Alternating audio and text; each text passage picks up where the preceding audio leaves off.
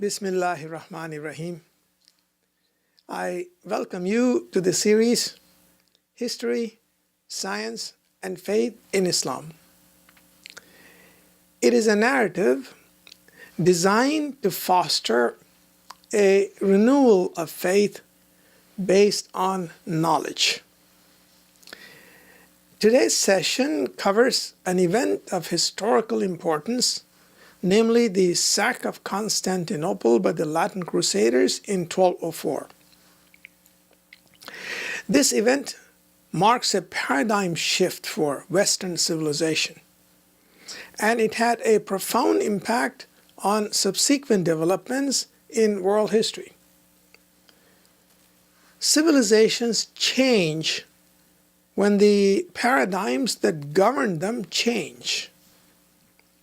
Humans relate to themselves and to each other through transcendental values, firmly embedded in basic frameworks.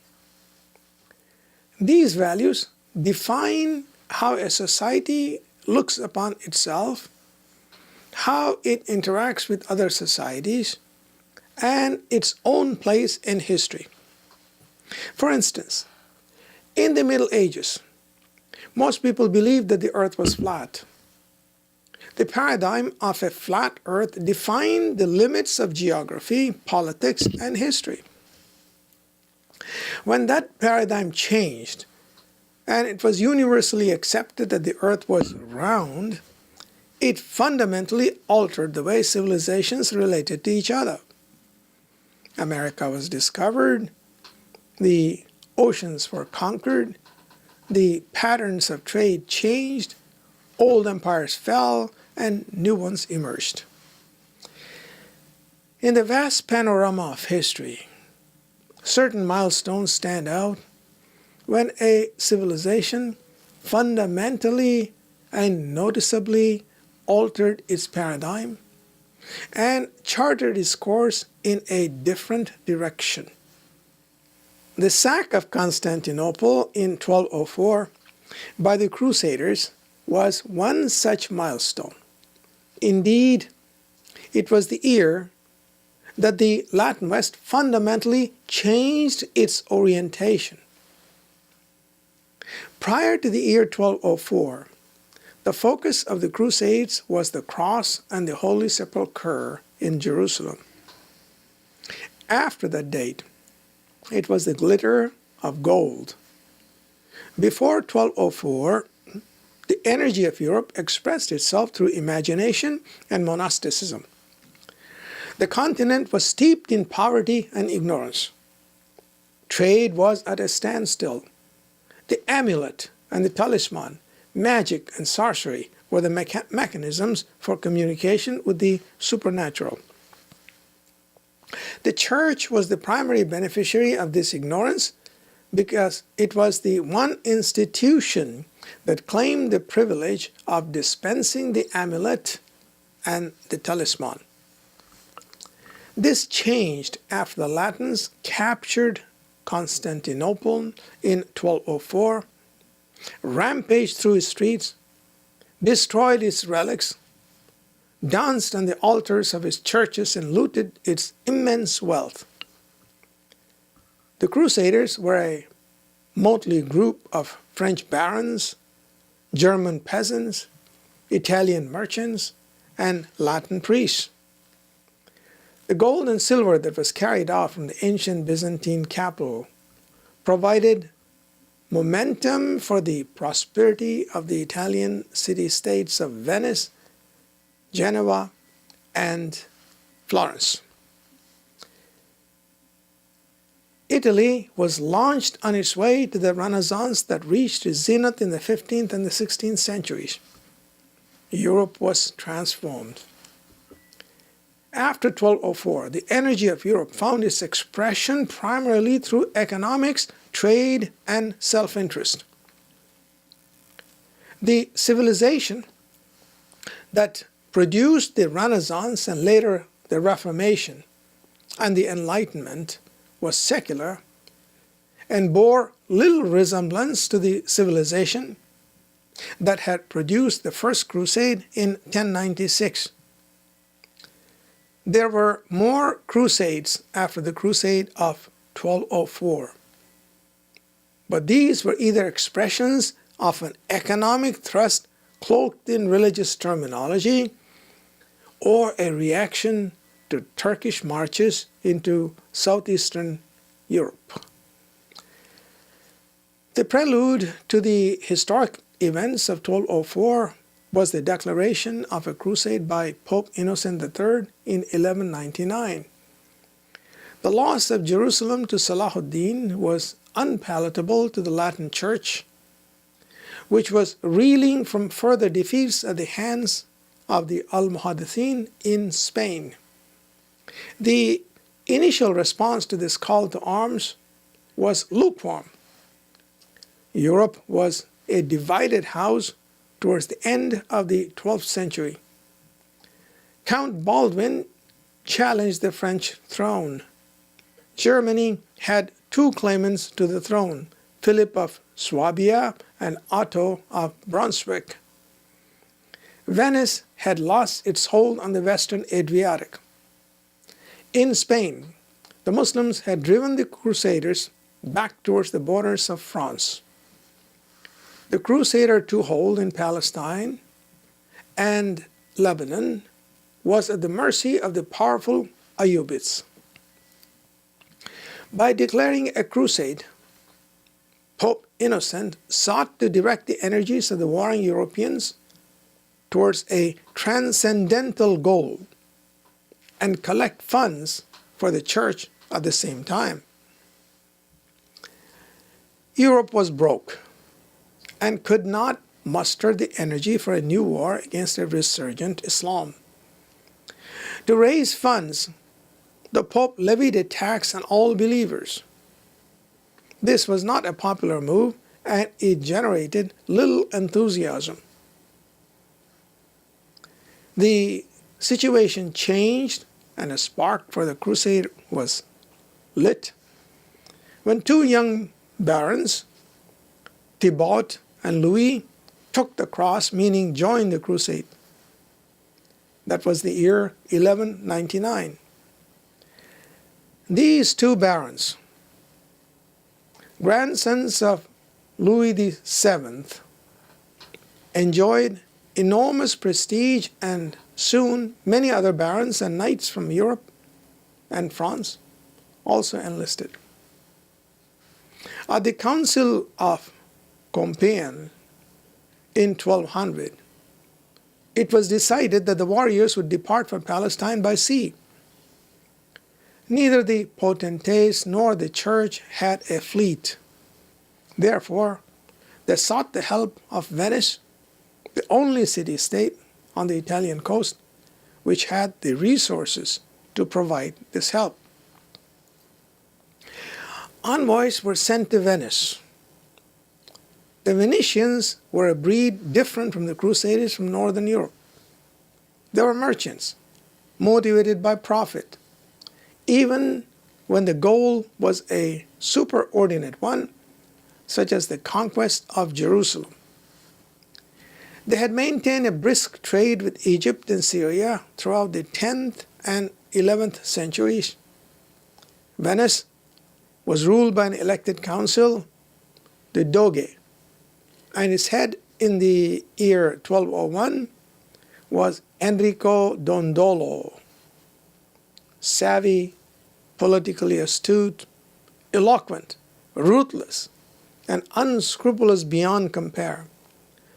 Dondolo was an old man between 80 and 95 years of age.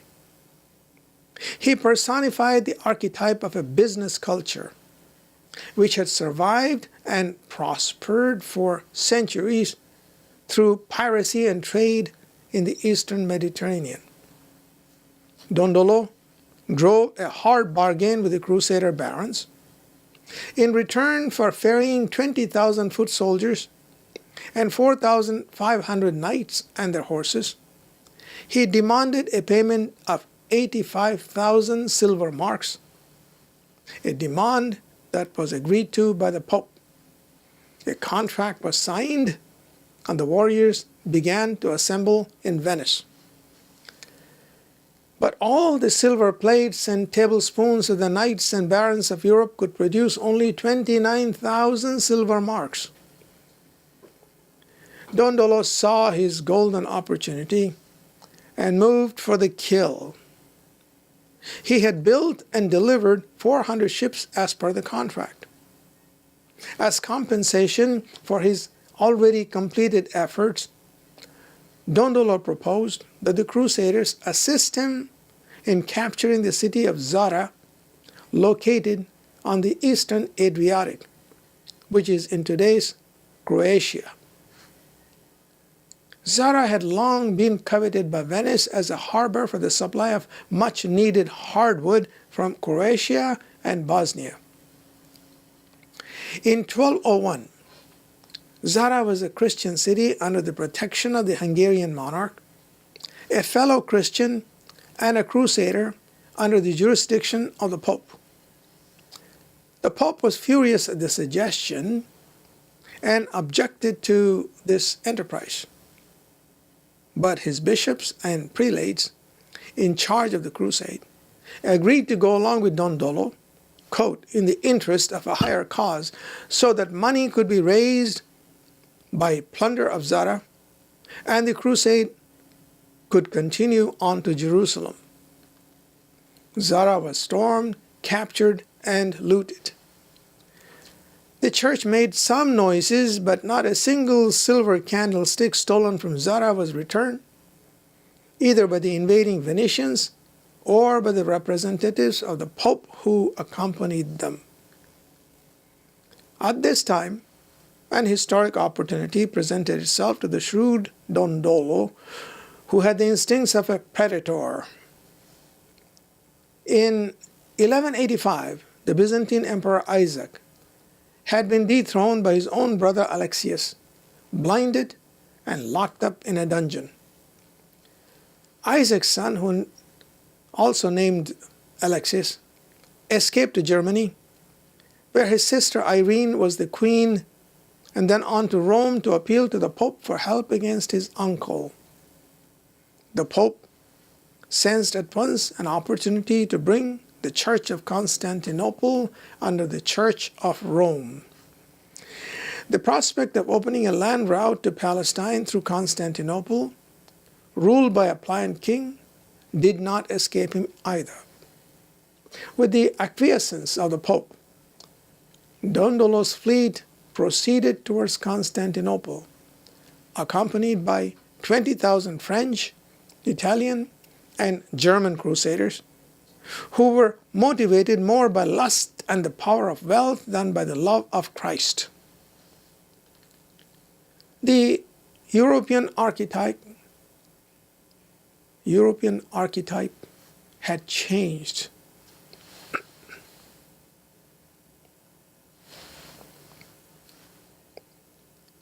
The European archetype had changed from a man of imagination fired up by magic and the talisman to a man of this world motivated by the promise of plunder.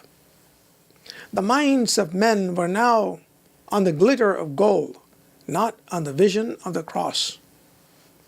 The defenders of Constantinople were formidable. The walls of its ramparts were the tallest in all of Europe.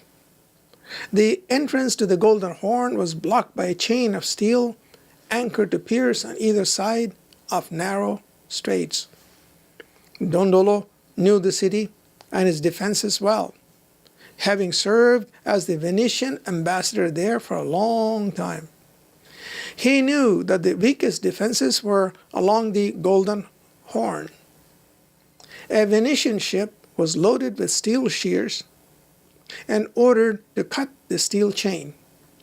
The city was assaulted by sea, led by the old man himself, and taken by storm on April 12, 1204. Young Alexius was installed on the throne under the tutelage of Rome, and a demand for an exorbitant sum of 400,000 silver marks was placed before him.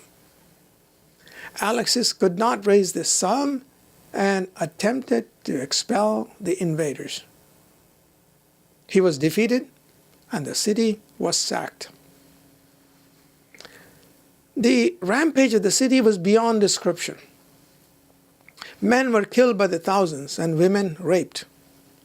The treasures of the Byzantine court, accumulated over 1,000 years, were looted. The horses of the crusaders rode into the churches, defiling the hallowed grounds with their refuse. The church of Santa Sofia became a dancing hall. At the height of the rampage, a prostitute stood on the seat of the patriarch and sang a lewd song, entertaining the demented invaders. The glory of Byzantium was trampled under the feet of the Latin mules. Treasures of the Byzantine Empire traveled west to Venice and Rome. Upon the ashes of Byzantium rose the pirate states of eastern Italy. Economic consolidation had begun, cemented by the gold of Constantinople. In due course, this would give birth to the Renaissance. A civilization died, and a new civilization was born, destined to dominate the globe. History had taken a turn, and the world would not be the same again. This concludes our session on the sack of Constantinople by the Latin Crusaders in 1204 of the Common Era. In the next session, inshallah, we will shift our focus to Iran and examine the introduction of Islam into that ancient country that has played a pivotal role in Islamic history. Assalamu alaikum wa rahmatullahi wa barakatuh.